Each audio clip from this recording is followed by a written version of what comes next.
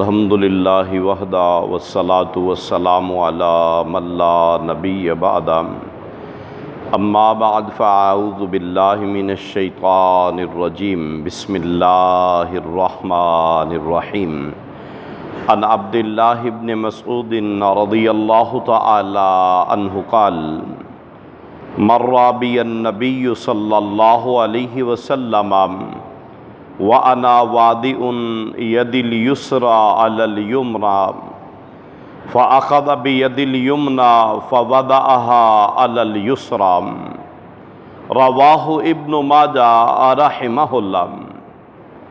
جناب سیدنا عبداللہ بن مسعود رضی اللہ تعالی عنہ بیان فرماتے ہیں کہ ایک مرتبہ میں نماز پڑھ رہا تھا، میرے قریب سے پیارے رسول صلی اللہ علیہ وآلہ وسلم گزرے اور میں نے اپنے بائیں ہاتھ کو دائیں ہاتھ پر باندھ رکھا تھا۔ آپ صلی اللہ علیہ وسلم نے میرے دائیں ہاتھ کو پکڑا اور اسے بائیں ہاتھ پر رکھ دیا۔ اس روایت کو امام ابن ماجہ رحمہ اللہ نے اپنی کتاب میں نقل کیا۔ نماز کے طریقہ کے سلسلہ میں احادیث مبارکہ آپ کے سامنے بیان کی جا رہی ہیں۔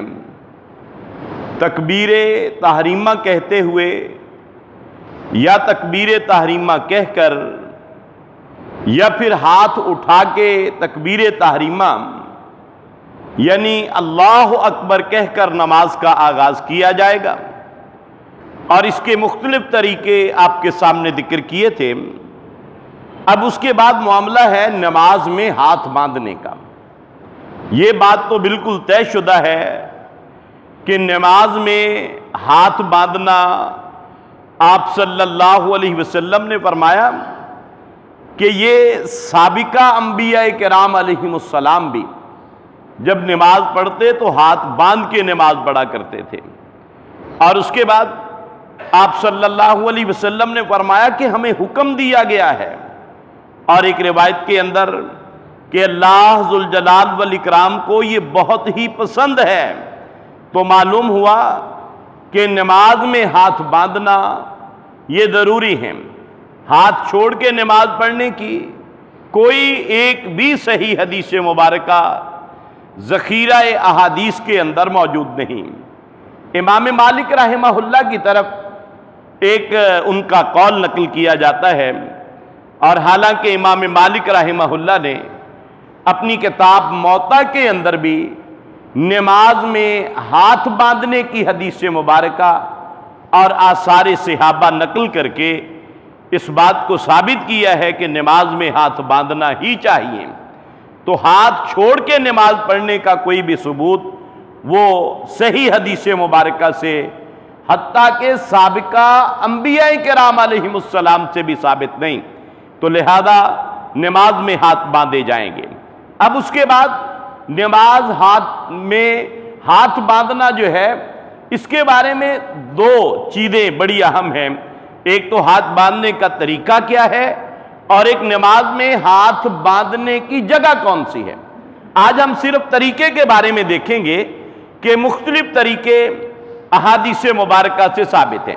سب سے پہلی بات کہ وضع الیمنی علی الیسری، حدیث کے اندر آتا ہے کہ آپ صلی اللہ علیہ وسلم اپنے داہنے ہاتھ کو بائیں ہاتھ پر رکھ دیتے، یعنی اس طرح اپنا دایاں ہاتھ بائیں ہاتھ پر رکھ دینا۔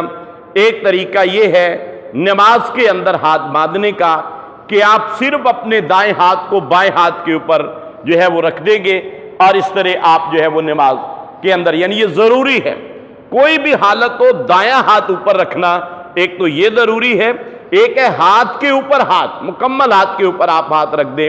اور دوسرا طریقہ جس کے بارے میں فرمایا کہ الید الیمنی علی ذراعہ الیسری، یعنی یہ حدیث بخاری شریف کے اندر ہے کہ آدمی اپنا دایاں ہاتھ بائیں ذراع پر، یعنی یہ کوہنی تک جو ہمارا یہ بازو ہے، آپ یہاں پر رکھ سکتے ہیں، یہاں پر رکھ لیجئے، یہاں پر رکھ لیجئے، یعنی یہ طریقہ ہے دوسرا۔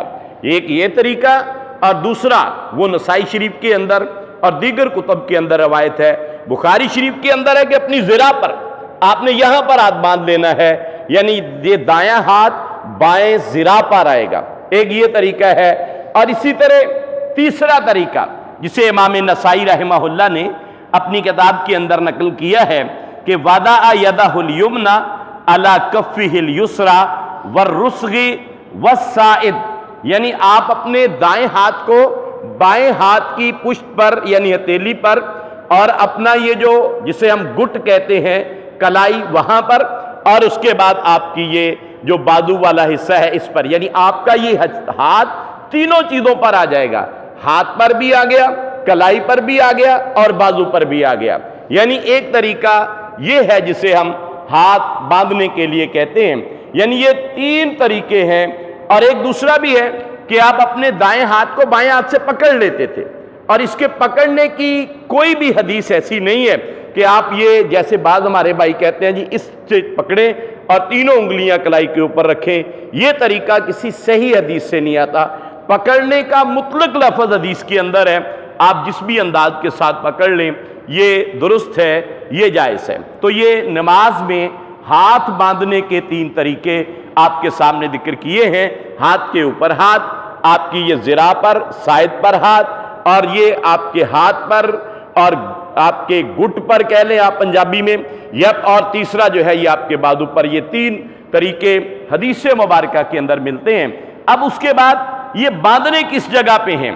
آپ کا یہ جو سامنے والا حصہ ہے، اب یہاں پر ہم کہاں باندھیں گے؟ سینے پر باندھیں گے، ناف کے بالکل اوپر باندھیں گے، ناف کے نیچے باندھیں گے؟ اس کے بارے میں وضاحت انشاءاللہ اگلی نشست میں کریں گے۔ اللہ ذو الجلال والاکرام سے دعا ہے اللہ پاک ہمیں سنت کے مطابق اپنے عقائد، اعمال، اخلاق و کردار سنوارنے کی توفیق عطا فرمائے۔